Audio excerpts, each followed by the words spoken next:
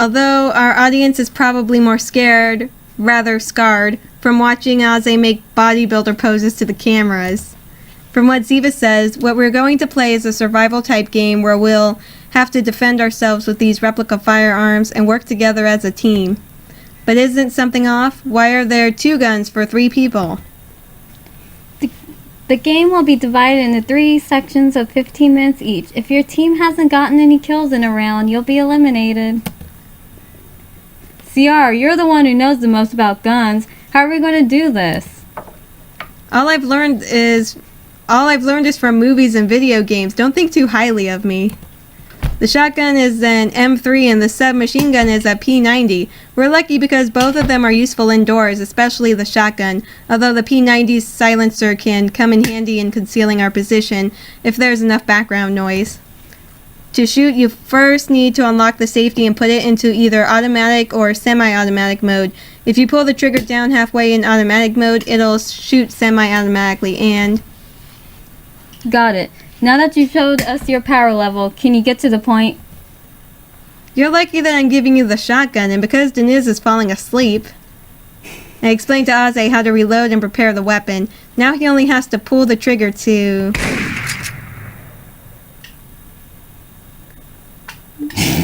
You want me to do it? Yeah. Jesus Christ, are you alright, Ciaran? It went off by itself, I swear.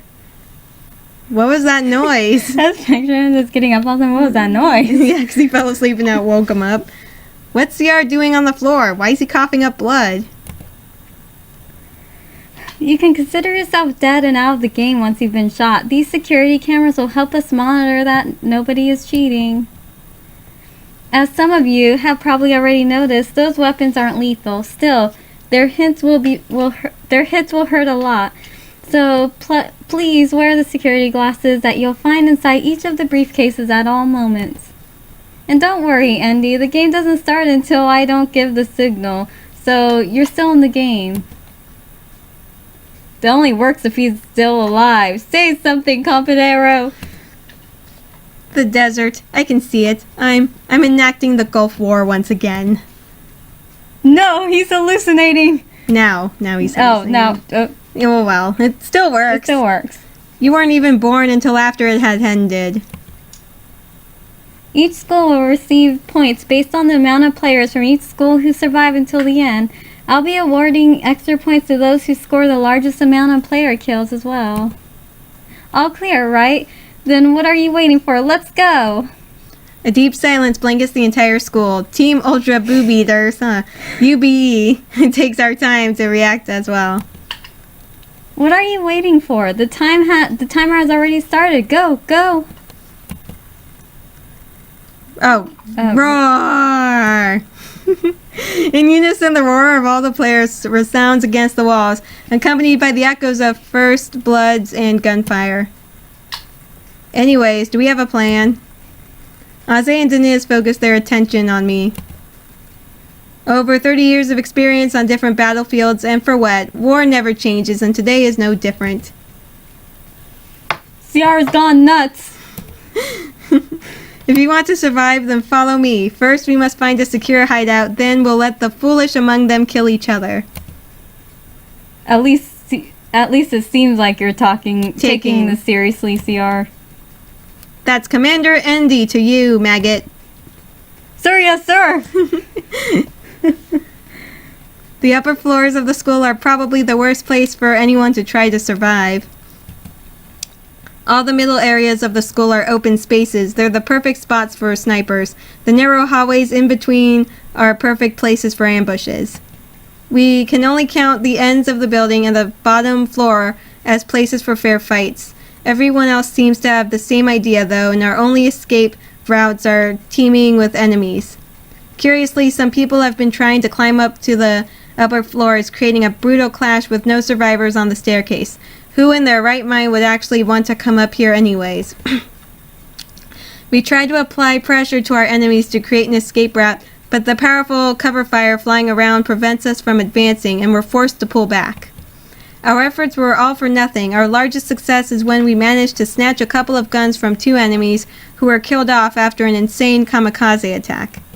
Now all 3 of us on Team ultra boob eaters are armed, but our ammo is still finite. If we keep trying to push forward without a plan, we'll soon run out. And what's more, we can hear voices coming from the center of the building. Someone managed to pass through the sniper zone and we're going to be surrounded any second. Quick, open that door. We'll barricade ourselves inside. It's locked. We can't get in. Locked doors don't mean anything. I'll take care of it. I managed to force open the lock in record time, and the three of us rush inside an empty classroom. We block the doorway as soon as possible. As we hold our breath, we hear the distinct sound of two people jogging through the hallway beyond the door. For a second, I thought that we were about to try to get in, but they probably won't try it with me here. Your speed in handling that lock wasn't too shabby either, Cabanero. Why are you opening fire on the wall? I turn my neck towards Ausse and raise a thumb in approval. Don't worry, I've activated the wall hack. Too bad I can't see their faces while I kill them through this wall. Now he's thinking this is a video game. We've lost him for good. While I wonder why I'm unable to open the terminal to input cheat codes, we hear the sound of footsteps in the hallway, followed by a loud voice that seems to be trailing the two sets of footsteps. It's obvious that someone's in danger, and at that moment, Ausse notices something pretty important. It's a hottie. That's what was important? Another crazy one. Can I just take a nap here and wait until the clock runs out? I'm sure about it. On the team that just passed us, there was a hottie. I knew it the moment I heard the sound of her delicate footsteps. She's in danger, and I'm the only one who can hear her mild groans amongst the shooting, the softness of her lips begging for my help.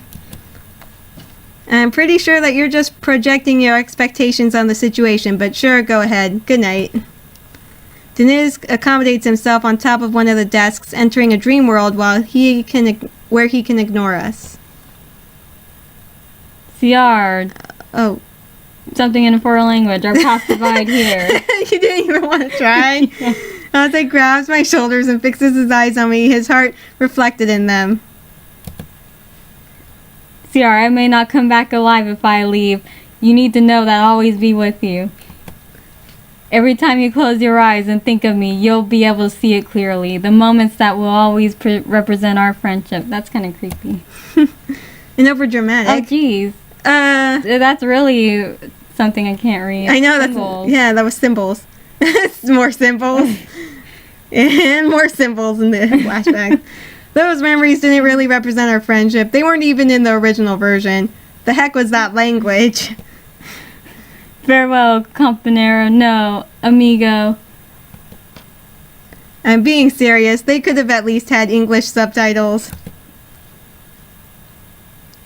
Slamming the door behind him, Ausse runs out with his shotgun against his shoulder.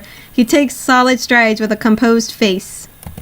He stops not too far away and he raises his voice, the sound filled with passion. Well, what do we have here? Has nobody ever taught you how to treat a lady? On the other side of the hallway, you can see the mangled bodies of other players. Hiding behind a pillar next to them, someone's covering their head with their arms and intensely shaking. The reason behind it is a large man with a machine gun in his hands. After listening to Ausse's mockery, he turns around, gritting his teeth and mumbling. I'm sorry, but the bullying ends here. I won't die if there's a lady in distress. The man looks angry and tired of Ausse's babbling. He prepares his gun and starts shooting. It's useless. Ausse avoids the hail of bullets with ease. His movements are elegant and the projectiles fly past him effortlessly, as if he could somehow see them in slow motion. His enemy is at a loss for words. Unable to react all at once, his magazine is empty. It should be impossible to dodge such a large burst of bullets in a narrow hallway. Ausse stands in front of his confused adversary, looking at him through the corner of his eye. He aims the barrel of his shotgun at his opponent's stomach and then whispers a simple explanation. How did I do it? Simple. It was the power of love. Ausse proceeds with a calm demeanor. Several seconds later, his chunky rival collapses into a heap on the floor, both his body and mind shattered. Ausse leaves his gun behind. He won't need it anymore. He crouches next to the person hiding behind the pillar. They'd seen everything. Are you alright? Can you stand up? Don't worry, it's all over now. Parting their hands from their face, they reveal their delicate, tender face, accompanied by their short hair and sensitive eyes. It was as if they could break at any moment. Ausse's heartbeat accelerates from being presented such beauty. Every man has always dreamed of having such an encounter. Now, after so many years of chivalry under his belt, it's finally Ausse's turn. My name's Ausse Aldwine. Aldwine. It's a pleasure to meet you. Tell me, what's your name? Ausse offers his hand to her, a pleasant smile plastered on his face. See, my name is James. Oh, Wow. Not Jennifer? Of course not. I'm a dude. Ausse begins shaking as he stands and picks up the shotgun that he had dropped moments earlier. First, he couldn't guess anyone's ages, and now this. It doesn't make any sense if guys can qualify for his attractive women standards as well. There shouldn't be a god capable of such a creation. And now his life ceases to have meaning.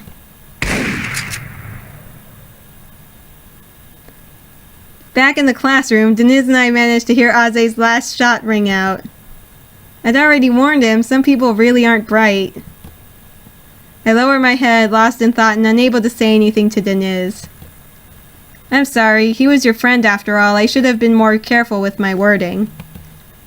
I can't help but be worried. But to be worried, I've been thinking, and what if that flashback actually was the original version and we're being dubbed over right now without realizing it? What are you even talking about?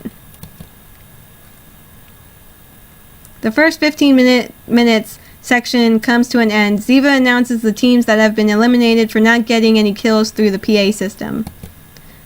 She only mentions a couple names and we aren't included in them. Luckily, Ausse managed to get a kill earlier, so we can keep on going if there's any value in that. Without much interest in the current event, Deniz and I languish inside the classroom for a few minutes. We're unable to break the uncomfortable silence. This room even feels tense to an extent. It shouldn't be like this since Deniz seems to be asleep, or at least that's what I thought until he starts talking, breaking the silence. I thought you would have noticed by now. He doesn't even open his eyes as he rests atop several side-by-side chairs only inches away from me. For a second I think to myself that he's sleep-talking. For an entire year you've been coming here every day and you didn't even realize that this is your classroom. His words seem incomprehensible to me at first, but when I take a look around the room, I realize that Deniz is absolutely right. I noticed and I don't even study here, but you didn't. You should stop trying so hard, you know. Although I must admit that I know all about your recent escapades thanks to a certain nosy someone. I guess that's how I recognize this classroom so quickly. Deniz raises his finger and index, whatever. As he says it, he then slowly drops his arm. What follows his actions is a short silence that I can't answer to. I know quite a bit about your class clown antics, you know, a facet that everyone around you went along with. Everyone does it anyways. It's just, how do I put it? If your right leg starts to hurt, then you should say so, you know? I'm paralyzed when I hear him mention my right leg. Up until now, I was unconsciously massaging it. Somehow or another, he managed to notice my actions even despite having been asleep. Deniz finally sits up. He stretches his arms out and waits for his mind to unfog from his nap. That's assuming he slept in the first place.